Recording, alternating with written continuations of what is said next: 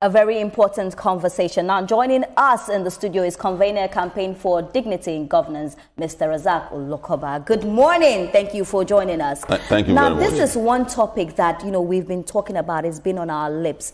Now, they're saying that they are not intimidated by it. Whatever the government is saying, they will still go on this strike. At the end of the day, we speak about the fact that if this strike goes on, students get to suffer. They get to do longer years in school. In Jos, the university in Jos is saying that whatever is being said, they are not going on with it and they're still going to go on with this strike. But I just want to pick your opinion. What's your take on this whole, ASUU and the federal government? The whole thing is no longer radicalism. There's a thin line that defines radicalism from rascality. It's no longer radicalism. When you apply the same method for over 30 years to talk to government, and government seems not to be listening. You see, the government may have paucity of funds, challenges here and there, but you need to push it further beyond using the future of our children as a bait for federal government. Sorry, there's no time. Well, I've gone through the long history of how we got to the point where the civil society had to distance ourselves from them.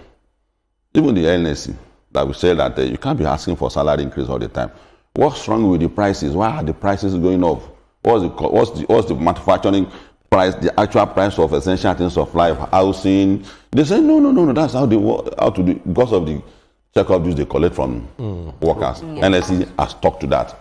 So labor in Nigeria has become something else. It's become a tool. They are weaponizing it. And that's not fair on the student. If you look at the demands, it's a legitimate demand. But when someone is owing you, you can go to the front of the house. For 10 years, you keep shouting, you have to change your method. Yeah. And they ask us, what are the methods they can apply? I say, look at what your colleagues in the rest of the world are doing. There are legislations. If you are in the medical line, you can't seek for medical aid abroad. Where that ailment can be treated in your country, you can't. But that's not the case in Nigeria. The people in the medical line will keep making us that they will go for ailment abroad.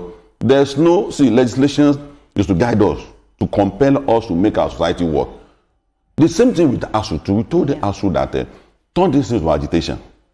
So that when our children have similar education, I'm not talking about private institutions, they can take your children to private institutions, and they go with their own curriculum.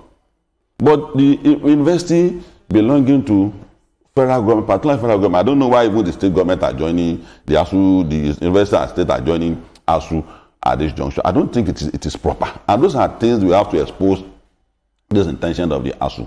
They weaponize and they play with the future of our children. There was a particular student, I don't remember the university, the best medical student. So, if you get an award, you will be told to perform. It makes a very vital aspect. I say, why?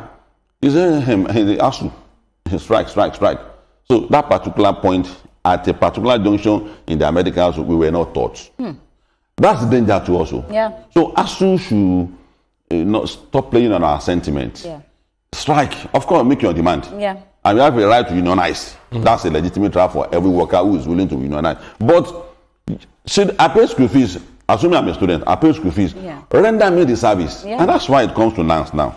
The young people at our own time, we have been accused that we don't talk again, we don't lead protest again. Why do you think Ghanaian was the one leading protest that time? Do you think it's Beko? Do you think it's Falana? We are the young people who provided the podium.